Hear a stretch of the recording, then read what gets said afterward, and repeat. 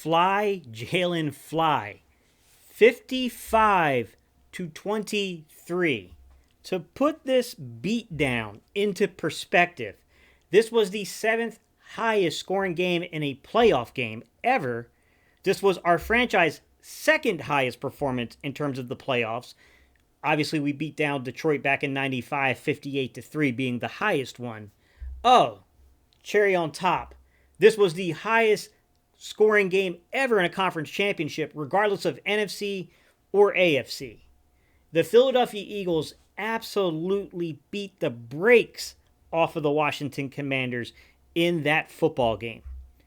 Let me go over just a few key things that happened in that game, just to give everyone a little bit of continuity as we talk together here, right? In the fourth quarter, there were 21 unanswered points. We heard all week long about 22 unanswered points from the Washington Commanders all the way back a few weeks ago when they beat us without Jalen Hurts. 21 unanswered fourth quarter points to where we absolutely took the belt to you-know-what to them. 3 straight touchdown drives to close the game out. Remember when they told us that no matter who the quarterback was, the defensive performance didn't matter, and we said, well, that's nonsense. That's foolish. We understand that in a perfect idealized world that would make sense, but in the actual world of how the NFL and sports work, that is a nonsense take. The way that your offense plays, its ability to capitalize on things, right? Field position, things like that are going to skew points. Even if we force you into 5 turnovers, we saw the results when we didn't have Jalen in there. But when you gave us the ball 4 times with Jalen Hurts, you got the belt taken to you-know-what on you. 459 total yards by this offense. A lot of people were really on Kellen Moore's you-know-what. A lot of people on the other side of the spectrum here were on Jalen Hurts' you-know-what.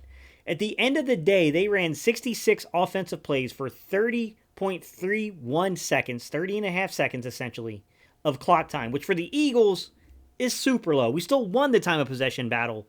We normally win that a lot more convincingly because our 4-minute offense, in my opinion, is the best in the league, and I don't even think it's particularly close when it comes to our ability to play keep away with the football. With that said, 459 total yards, 30-31 on the clock, 66 total plays, 7 rushing touchdowns, a record, just to keep up this theme of breaking history here, guys, breaking it down. I don't know what could be said. It's a 55-point performance. It is absolute domination. No matter what statistic I look into here, guys, they got dominated, man. Jalen Hurts, and there was a lot of people saying like, hey, it's not Kellen Moore's fault. Jalen, there's been some problems this year with missing open receivers and things like that. And I don't totally disagree with you. I do think there's been meat on the bone. There's been opportunity at times for Jalen to do more within the structure of the offense.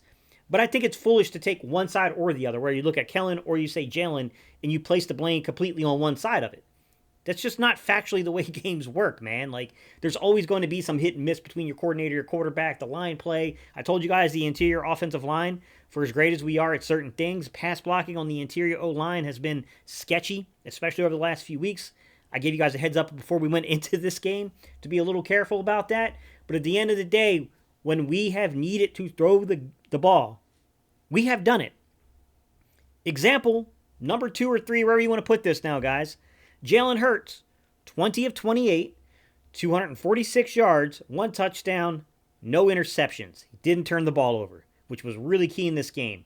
10 rushes for 16 yards and 3 touchdowns. He accounted for 4 touchdowns personally within this football game. Jalen Hurts had an absolutely dominating performance from the quarterback position. The young man, I love that first play of the game where they did the reload. They're basically going back to the original play call, and I honestly think that was Jalen and Kellen messing with the defense's, their minds. I think they went out there purposely knowing it was going to be loud, it was going to be complete and utter chaos, it was going to be so hard to communicate them calls, and Jalen goes in audibles originally, and then he reloads, goes back under center and starts reloading the play. So they're going back to the original play call, and he catches them off guard, and you saw that Bobby Wagner could not get over and fit the gap correctly. And then there goes Saquon. Speaking of Saquon, oh boy, do we got some things to talk about when it comes to Saquon. Saquon Barkley currently has 2,447 rushing yards when you combine the regular season and the postseason. Essentially, he is second all-time to only Terrell Davis when you take those two together and bring them together as one. Terrell Davis in 1998 had 2,476 yards. I can't remember which one it was where he had the migraine and his head all got messed up in the Super Bowl. So I will say, like, Terrell Davis, there was probably some meat on the bone where he could have probably extended that more. But I also think that it's fair to suspect that Saquon Barkley at 2,447, chasing down 2,476, is probably going to get that marker. It's probably a very good chance he will be the all-time leading rusher when you take the regular season and the postseason, you bring them together. He'll probably surpass Terrell Davis's 1998 season. That's how freaking good that guy has been for the Eagles. That's how good of a signing it was. Saquon's 442 rushing yards in the postseason. Dude, it's such a dominant performance at number 7. Such a dominant performance. It is the 7th most yards ever in a playoff season. So we're talking about within a single season inside of the playoffs, all right? He trails John Riggins. John Riggins has the number 1 playoff total for rushing yards, guys. 82. Washington, at the time they were called the Redskins, today Commanders. He had 610 yards in the 82 season in the playoffs. You want to hear something crazy, guys? When you take Saquon's 442 yards and you take that 610 and you minus it, that's 168 yards to tie it and 169 to surpass it. Now, I still think that's a stretch that's going to be really hard for Saquon Barkley to do.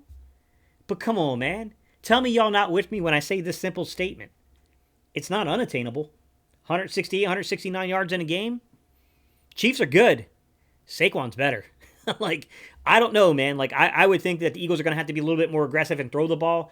I don't anticipate catching John Riggins' postseason record. But I do think that there's a heck of a chance if you look at that record, guys. I think he's going to move all the way up to easily number 3. Could potentially be number 2 without much effort as well. But definitely he's going to be a top 3 guy when it all ends in terms of what he did on the season in the postseason. It seems very likely he will get to that point.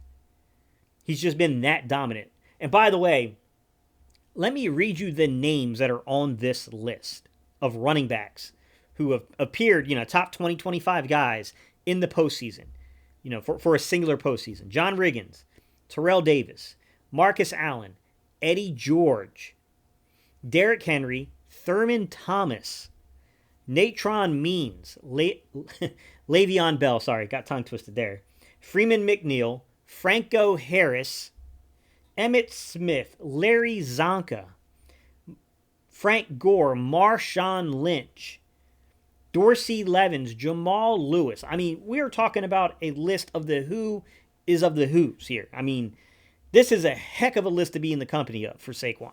It just shows you just how good of a player this young man is. And for all the talk we heard during the offseason, and don't get me wrong, okay? I got a chance to watch McCaffrey play a lot of football games for Carolina because I live in North Carolina. So obviously, if I wasn't watching the Eagles, pretty good chance I was watching a Panthers game out this way. I saw McCaffrey play for quite a few years. CMC is a dang good player. I'm not trying to take credit away from him, but his name ain't on that list, is it? His name ain't on that list. Saquon's is, already at 7th and climbing. I'm just saying, 168 yards to tie it, 169 to take the all-time record to himself. Do I think that it's likely to happen? Probably not. Is it out of the realm of possibility? I can't count Saquon out, man. I've seen this dude dominate too many times. This dude is just absolutely dominating. He can just take over football games unlike any other back that I've witnessed in Philadelphia in it would have to be quite some time. To be honest with you guys, I was too young to remember Wilbert Montgomery. We'll have to refer to some of our elder statesmen within the community who might have a little bit more, years than me and can remember Wilbert playing. But look, I love some of the backs that came through here when I was here. Ricky Waters and Charlie Garner, Thunder and Lightning, that combination. Such a good combination, right? The early Andy Reid backs, right? Deuce Staley. Deuce is loose. Deuce Staley and Brian Westbrook. Correll Buckhalter. Dorsey Levens was a part of this conversation at one point underneath Andy Reid. Obviously, coming over from Green Bay, he kind of followed think it was a 2003 season. It was somewhere in that area, guys. Like, we have definitely had some guys come through here. Brian Westbrook's had great years. Shady McCoy. Like, we've definitely had guys that are worthy of our attention, worthy of our praise. I've never seen anything like this, what I've seen from Saquon Barkley. I've never seen anything like this, guys, from an Eagles perspective. When I was a kid, the Thurman Thomases, the Natron Means of the world, the Emmitt Smiths of the world, Terrell Davis, those guys were pretty larger than life style players. I mean, those were the star players back in the day, to be quite honest. Running backs held a much more larger status within the realm of popularity in football. That's, a little gone here. Eddie George, I remember those old Tennessee Titan teams with Eddie George and Steve McNair. Was it Givens was out there as a wide receiver? They had a really good combination of guys there. Early 2010s and what Marshawn Lynch did with Russell Wilson and that Seattle Seahawks team. Whew. John Riggins, I'm a little too young for that, to be honest, guys. I know that I was alive when he played, but I was a baby. So I can't really weigh in on that. Saquon Barkley has been unlike anything I've watched, man. This guy is just absolutely dominant. I don't even really have words to describe what he did. He just absolutely dominated them, bro. 21 unanswered points in the fourth. 3 straight touchdown drives.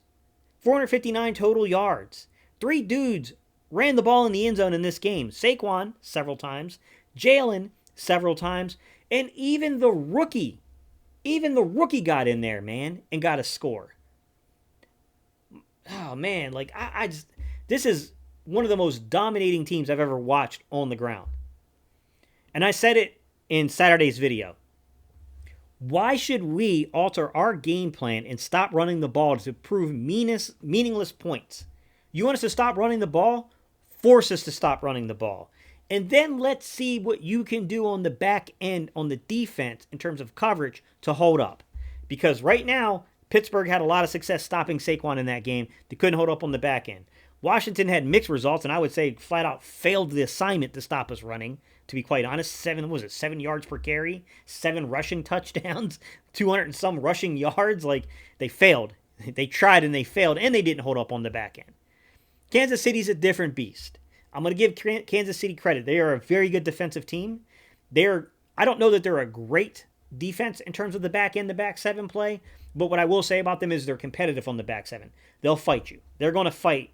They're going to hand fight. I expect that's going to be a very contested game on both sides of the football, both teams in terms of the back seven. I think it's going to be highly contested. It's going to be interesting to see the game flow here. Whew, man, what a win, guys. All right, y'all, I appreciate y'all. We're going to have more breakdowns coming up.